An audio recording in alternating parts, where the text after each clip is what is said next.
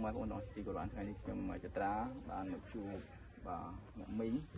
ដូចជាបងប្រុសបាទដែលគាត់មានការលំបាកហើយយើងចុះមកទីនេះខាងទឹកដីស្រុកអង្គរធំភូមិសំរោជាមួយនឹងបាទលោកស្រីមេភូមិបាទដែលគាត់ជាអាជ្ញាធរដែនដីនៅទីនេះក៏បានចូលរួមហើយថ្ងៃនេះយើងបានជំនួយជួយសម្រាប់បងប្អូននៅទីនេះគឺពីគ្រួសារបាទនៅល្ងាចមិញយើងចុះទៅខាងបាកងពីគ្រួសារដែរតែថ្ងៃនេះយើងចុះមកខាងអង្គរធំពីគ្រួសារហើយនឹងបន្តទៅខាង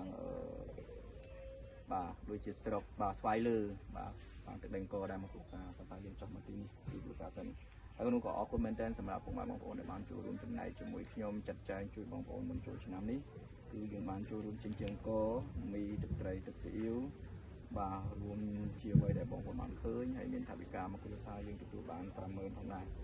ជូនទៅដល់លោកអ្នកមីងហើយក្នុងនោះក៏យើងសូមអរគុណដល់បងប្អូនបានចូលរួមជាមួយខ្ញុំអរគុណបងបាទសុផលបងរឿនសវងអរគុណបងលូស៊ីងស៊ីងមីងហ៊ូ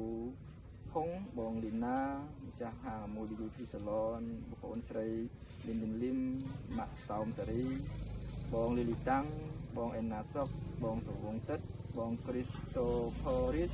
បងផារីបងសុម៉ាលីអ្នកមីងបាទអ៊ំជឿនបងបាទពូយីនបងប្រុសបាទរត់អូនបងម៉ាលីនបងស្រីអូនសុកនិងបងស្រីបាទយ៉ាយ៉ាដែលបានចូលរួមជាមួយគ្នាបាទទាំងអស់យើងចាប់ចែងទាំងអស់មាន11គ្រួសារហើយយើងនឹងបន្តថ្ងៃនេះបើថ្ងៃនេះអត់តន់យើងនឹងបន្តនៅថ្ងៃស្អែកបន្តទៀតបាទអញ្ចឹងជួបមុខឲ្យ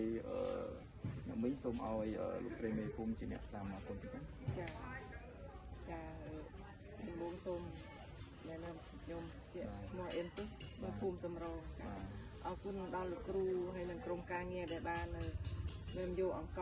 ហើយទាំងថវិកាមានមីទឹកត្រីទឹកស៊ីអ៊ីវនំមី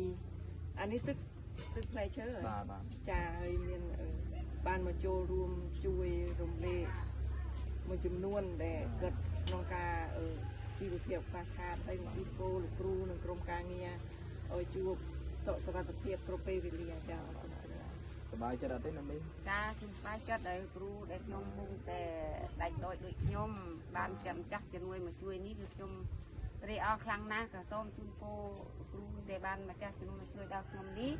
ខ្ញុំសូមលោកគ្រូបានអាយុវែងចាអរគុណមែនទែនបាទអរគុណហើយមិញបានលោកស្រីមេភូមិបានមានប្រសាសន៍ហើយក៏ដូចជាមីងហើយ